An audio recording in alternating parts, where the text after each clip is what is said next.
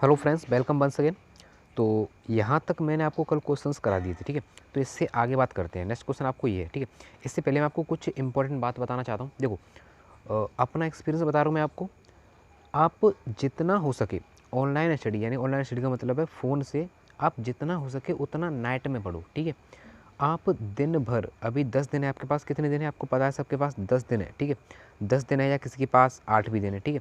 8 से 9 दिन में। तो आपको अभी क्या करना है, जितना आप सेल्फ स्टडी कर सकते हो उतना सेल्फ स्टडी करो, वो भी दिन में।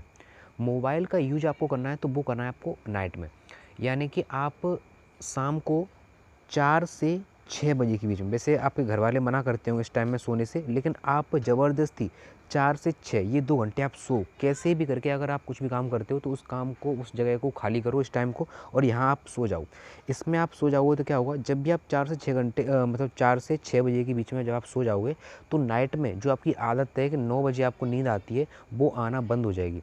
और मैं आपको गारंटी से बोल सकता हूँ कि अगर आप 4 से 6 के बीच में सो लिए तो आप 12 बजे से पहले नहीं सो सकते हो। समझ रहे हो ना? शाम को आपको 12 बजे से पहले नींद नहीं आएगी। तो आपको जितना भी हो सकता है उतना मोबाइल का यूज़ नाइट में करना है और दिन में करनी है सेल्फ स्टडी।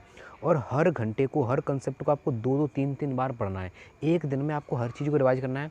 दोबारा दिन उठो, दूसरे दिन उठो, उसी चीज़ को दोबारा रिवाइज़ करो। यानी कि जब वो चीज़ दोबारा आपके आगे आए तो आपको पहले उसका 80% हिस्सा याद रहे, मान के 20% हिस्सा याद रहेगा। फिर दोबारा करोगे तो 40% याद हो जाएगा। फिर तीसरी बार करोगे तो 60%, 80%। यानी कि 8 दिन में 8 बार जब आप उसे रिवाइज़ करोगे तो आपको 100% तो नहीं बोलूँगा, लेकिन फिर भी 80 से 90% आपको हिस्सा याद रह जाएगा, ठीक है। तो आपको इस तरीके से काम करना है। अब बहुत बकवास कर ली, तो अब क्वेश्चन स्टार्ट करते हैं। क्वेश्चन नंबर फर्स्ट आपको कह रहा है, देखो अपना एक्सपीरियंस बता रहा हूँ, अगर आपको बड़ा भाई समझते हो या आपको लगता हो कि कुछ हेल्प हो जाएगी तो भाई मान लेना, बतना वरना जो आप जैसा पढ़ रहे हो वो कुछ दिक्कत नहीं, ठीक है। बाकी मैं एग्जाम निकाल चुका हूँ, मुझे पता है कि किस तरीके से क्या होता है, तो इसीलिए मैं आपको बता रहा हूँ, ठीक है। देखो क्वेश्चन नंबर फर्स्ट आपको क्या कह रहा है, if A B C positive distinct, sorry देखना, इफ़ ए बी सी क्या कह रहा है कि पॉजिटिव डिस्टिंक्ट रियल नंबर है, ठीक है।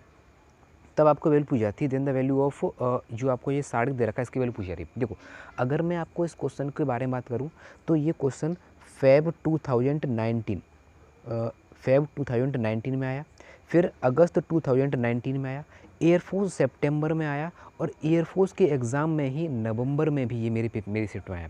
मैंने 2 नेवी के पेपर दिए, 2 एयरफोर्स के पेपर दिए, और मेरे इन चारों एग्ज़ाम में इस क्वेश्चन को मैंने फेस किया। और हाँ, 2020 का जो फरवरी में एग्ज़ाम हुआ था जिसके सेंटर दूर दूर गए थे, भाई साहब मैंने नेवी के 3 पेपर दिए और तीनों पेपर में ही मुझे ये क्वेश्चन मिला। 2 एयरफोर्स के दिए और दोनों क्वेश्चन, पता नहीं इस क्वेश्चन का मेरे से पता नहीं क्या लगाव है, ये मैंने 5 पेपर दिए, मुझे 5 के पाँचों पेपर में मुझे ये क्वेश्चन मिला है, ठीक है।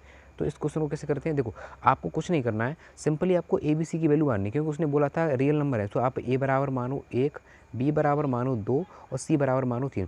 देखो थोड़ा कोऑपरेट करना, क्योंकि मैं फ़ोन की स्क्रीन पर कर रहा हूँ तो थोड़ा दिक्कत होती है, तो मैं आपको वैल्यूज़ बोल कर बता दूंगा, ठीक है। तो आपको इस साड़ी के अंदर रखकर थोड़ा कॉपी पेन आप चलाओगे, क्योंकि जितनी स्पीड से आप साड़ी को सॉल्व करने की आदत डाल लोगे उतनी स्पीड से आप क्वेश्चन को सॉल्व कर लोगे, ठीक है।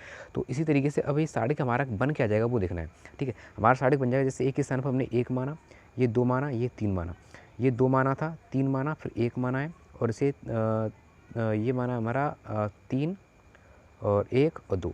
आप इसकी जब वैल्यू एक्सटेंड करोगे, जब आप इसे खोलोगे तो ये नेगेटिव निकल के आएगा, यानी कि ऑप्शन नंबर जो इस क्वेश्चन का बी है राइट आंसर हो जाएगा। अगर आप डायरेक्ट याद रख सकते हो तो रख लेना। बाकी बहुत से लोग बोलते हैं कि चीज़ें हमें सर बहुत सी, जैसे मैं ऑफलाइन में पढ़ाता हूँ तो बच्चे बोलते रहते हैं सर ये रटना पड़ेगा क्या। तो भाई अगर आप सच सुनना चाहते हो तो सच तो यही है कि स्टार्टिंग में जब चीज़ हमें समझ में नहीं आती है ना तो हमें रटनी ही पड़ती है, और वो हमारे लिए फ़ायदेमंद भी है। अगर कोई क्वेश्चन हम याद रह सकता है तो हम उसे याद कर से भी सकते हैं, ठीक है। तो इसमें कोई बड़ी बात नहीं है, हमें पता है कि A B C B C A C A B आएगा तो उसका आंसर नेगेटिव आता है, वैसे करने में कोई दिक्कत नहीं, मैंने आपको कॉन्सेप्ट बता दिया, ठीक है। तो ऑप्शन नंबर 20 क्वेश्चन का राइट आंसर हो जाएगा, ठीक है। तो देखो ये आपका नेक्स्ट क्वेश्चन है, क्या क्या करा है आपको, मॉड के अंदर आपको वैल्यूज़ दे रखी हैं, ठीक है। तो आपको पता है कि इसमें ए बराबर आपको दे रखा है, बी बराबर मतलब बी दे रखा है और सी दे रखा है।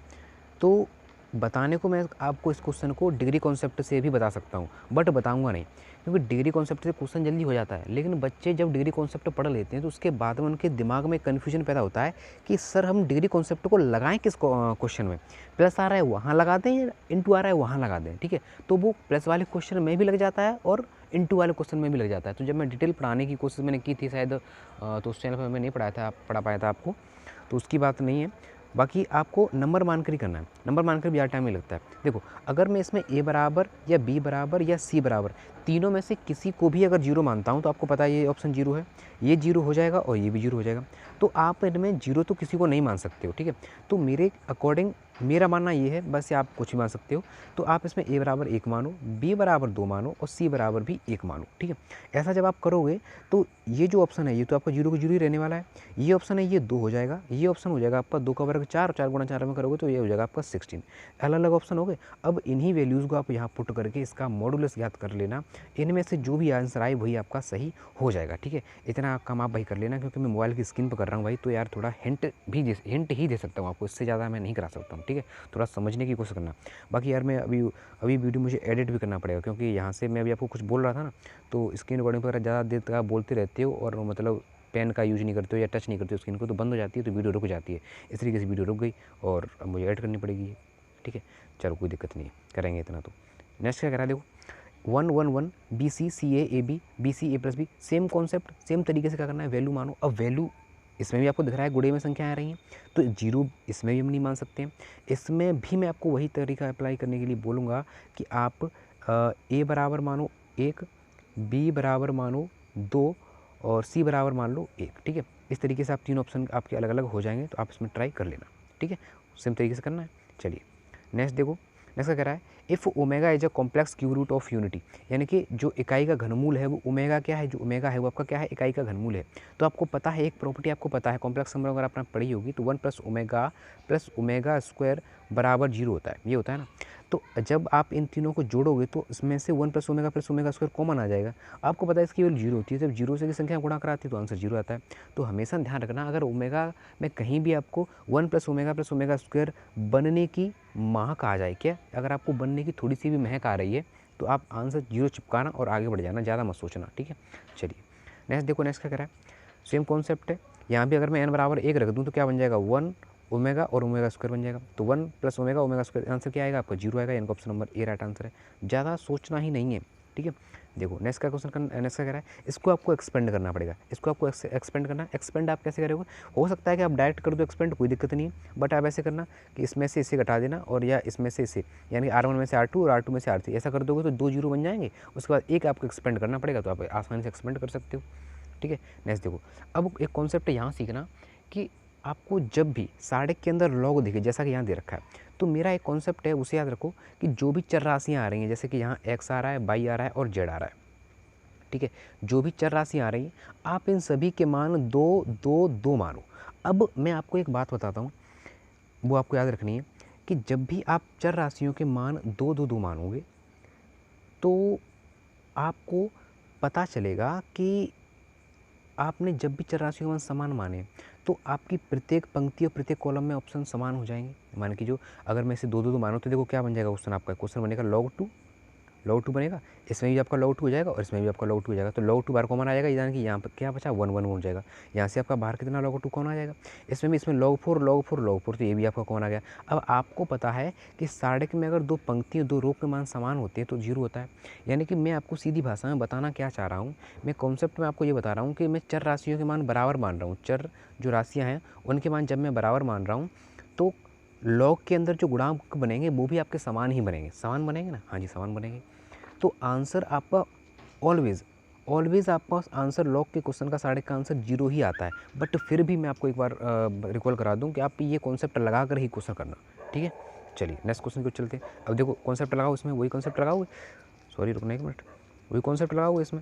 जब वो कॉन्सेप्ट आप इसमें अप्लाई करोगे, किस तरीके से अप्लाई करेंगे, यानी कि अगर यहाँ पे मैं x बराबर 2, y बराबर 2 और z बराबर 2 करता हूँ तो देखो ये तो 1 है, ये 2 की पावर 2, यानी कि आपको पता है जब लॉग में आधार और जो घात समान होती है इसका मान 1 हो जाता है, तो ये भी 1 ये भी 1 ये 1 1 ये भी 1 1, आंसर कितना हो गया, जीरो, खत्म कहानी, ठीक है ना, आंसर जीरो हो गया इसका भी, ठीक है। चलिए नेक्स्ट देखो आगे कह रहा है कि ABC are positive then PQ। अब देखो वही कॉन्सेप्ट, चर राशि आ रही हैं उनके मान आप 2 2 2 मानो, जैसे A बराबर आप 2 मानो, B बराबर आप 2 मानो और C बराबर आप 2 मानो। PQ मत मानो, कोई दिक्कत नहीं, इससे मत मानो, लेकिन इससे मानोगे तो जब भी ये सेम log 2 हो जाएगा तो ये बाहर कितना कॉमन आ जाएगा, log 2 कॉमन आ जाएगा, यहाँ कितना हो जाएगा 1 1 1। अब भी आपको बताया कि साढ़े की 2 रो या 2 कॉलम समान हो, आंसर जीरो ही होगा, ठीक है। तो मैं आपको सीधी भाषा में यही आंसर बता रहा हूँ कि आप सीधा आंसर 2 टिक देना, आगे बढ़ जाना, ठीक ठीक है। इसमें क्या करना है आपको, सॉल्यूशन सेट पूछ रहा है आपको, उसका क्या पूछ रहा है, सॉल्यूशन सेट। सॉल्यूशन सेट का मतलब है कि इसके अंदर जितने भी अवयव आएंगे आपको वो बताने हैं, ठीक है। तो क्या करना है आपको, सीधा सीधा एक्सपेंड करना है। एक द्विघात समीकरण बनेगा, उसकी आपको जो है वैल्यू निकालनी है एक्स की, वही इसके आंसर हो जाएगा, ठीक है। नेक्स्ट देखो, the solution set of equation, इसका भी आपको सॉल्यूशन बताना है। तो आपको एक बात ध्यान रखना कि जब भी आपको समीकरण के रूप में क्वेश्चन दिया जाए, समीकरण के रूप में जब भी आपको सारे का क्वेश्चन दिया जाए, तो आप एक कॉन्सेप्ट लगाना, उस कॉन्सेप्ट का नाम है नेगेटिव कॉन्सेप्ट। नेगेटिव का मतलब होता है कि आपको ऑप्शन पुट करने हैं क्वेश्चन के अंदर। अब इसने बोला क्या है, इसने बोला कि ये जो साढ़े है इसका साढ़े का मान कितना है, 0 है। तो मैं इस 0 पर ही काम करूँगा कि मैं 0 इस साढ़े को कैसे कर सकता हूँ। देखो आपको दिख रहा है कि यहाँ कितना है, देखो x है। अगर यहाँ भी x होता, यहाँ भी x होता, तो ये सेम हो जाता, यहाँ भी x होता, यहाँ यानी x यहाँ पर a आ रहा है, अगर a बराबर x होता तो इस पूरे साढ़े में x होता। आपको पता है कि साढ़े के जो रो है, जो कॉलम है, अगर वो समान है तो आंसर 0 होता है, ठीक है। तो अगर a बराबर x हो जाए तो मुझे ये पता चला कि एक इसका जो अवयव है वो तो a आने वाला है। अब इसमें माइनस आ रहा है, यानी कि a आंसर नहीं होगा। ऑप्शन नंबर या तो a आंसर होगा या ऑप्शन नंबर c आंसर होगा, ठीक है। अब आपको पता है कि अगर x के स्थान पर यहाँ पे आ जाता आपका क्या, 2a आ जाता, ठीक है। तो अगर आप 2a करते फिर इसे जोड़ते तो ये 2a फिर a 3a फिर ये 4a हो जाता, तो यानी कि इससे आंसर नहीं आएगा।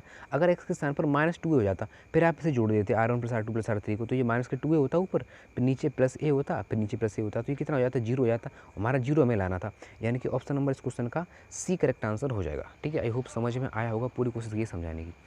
अब आगे हमारे यहाँ पे आप भी, अब आपको पूछ रहा है एडजॉइंट ऑफ ए। तो एडजॉइंट ऑफ ए 2/2 का निकालना सिंपल है कि इस वाले विकर्ण को आपस में इंटरचेंज कर दो, इस वाले विकर्ण में माइनस से मल्टीप्लाई कर दो। तो इस वाले विकर्ण को आपस में चेंज करेंगे तो डेल्टा और ए, देखो डेल्टा अल्फा हो जाएगा, इसमें माइनस से, सॉरी ये आंसर नहीं है, ठीक है।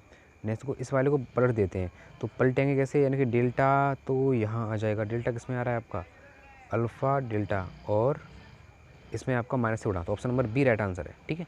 चलिए नेक्स्ट देखो, चलिए नेक्स्ट देखिए। नेक्स्ट क्वेश्चन आपको क्या कह रहा है, इफ़ a बराबर 2x 0x, तो आपको a इनवर्स पूछा जा रहा है।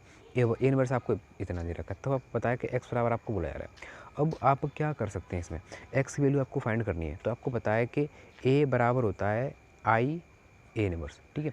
तो आपके पास a है, a इनवर्स है, i क्या होता है आपको 2/2 के लिए 1 0 0 1 रखना, और वैल्यू आप यहाँ से फाइंड करना, ठीक है। वैसे थोड़ा लेंदी क्वेश्चन है, इसका आंसर ऐसे क्वेश्चन पेपर में नहीं आते हैं, ठीक है। नेक्स्ट क्वेश्चन क्या बोल रहा है, if A and B are the squares of matrix then the same of order of A plus B.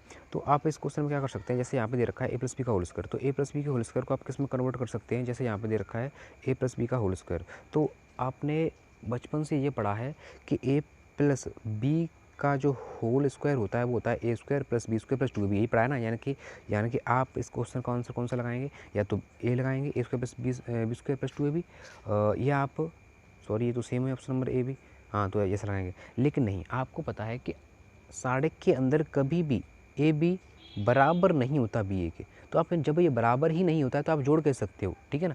तो इसका क्वेश्चन का आंसर आपका ऑप्शन नंबर सी आएगा, ठीक है। जब ये माइनस में हो जाएगा तो भी आपका सेम रहेगा ऑप्शन नंबर, तब भी आपका सी ही आएगा। और ये क्वेश्चन है वो आपका सितंबर 2019 में एयरफोर्स में आया था, ठीक है। चलिए नेक्स्ट क्वेश्चन को चलते हैं। अब आपको पूछा जा रहा है, यहाँ पे देखना क्या पूछा जा रहा है, ए बराबर आपको दे रखा है, देन एडजॉइंट ऑफ ए का एडजॉइंट ऑफ ए पूछा जा रहा है, ठीक है। तो एडजॉइंट ऑफ ए तो कैसे याद करेंगे, इस वैल्यू को आपस में पलट दो, इस वाले माइनस से गुणा कर दो, तो 5 3 1 2 किस में दिख रहा है, 5 3 1 2 5 3 1 2, ऑप्शन ए जो है आपका करेक्ट आंसर हो जाएगा, ठीक है। सॉरी कितने मिनट की वीडियो हो गई, 9 की हो गई थोड़ी वो, चलो तो फिर कैंसिल करते हैं, यहीं तक रखते हैं। चलो इसे और देखते हैं। देखो पी इनवर्स आपको पूछ रहा है, तो आपको पता है कि पी इनवर्स बराबर क्या होता है, adjoint of P upon mod of P, ये होता है ना फॉर्मूला, एडजॉइंट ऑफ पी बटे मॉड ऑफ पी। तो एडजॉइंट ऑफ पी कैसे याद करेंगे, 2/2 का, इसे पलट दो आपस में, ठीक है ना, इसे पलट दो, इसमें माइनस गुणा कर दो, तो एडजॉइंट ऑफ ए आ जाएगा। और मॉड पी निकालोगे तो इसका मॉड कैसे निकालोगे, 3 दूनी 6 और 1 7, तो 7 तो मॉड आ जाएगा। तो निकालेंगे कैसे भाई, इसको पलट दो, इसको पलट देंगे तो कितना हो जाएगा, ये 3 ये 2, इसमें माइनस गुणा करेंगे तो ये 1 हो जाएगा, ये -1 हो जाएगा। अब क्या करेंगे, 7 आया था तो 7 से भाग दो, इसमें 7 से भाग दो, इसमें भी 7 से भाग और इसमें 7 से भाग। आई होप क्लियर हो गया होगा, ठीक है। तो इधर रखते हैं, बाकी मुझे अभी एडिट भी करना है, फिर अपलोड करता हूँ वैसे, ठीक है। बाकी जितने भी क्वेश्चन आपको दिए हैं जल्दी कंप्लीट करा देंगे, ठीक है। टेक केयर, बाय बाय, पढ़ते रहिए और हेल्दी रहिए।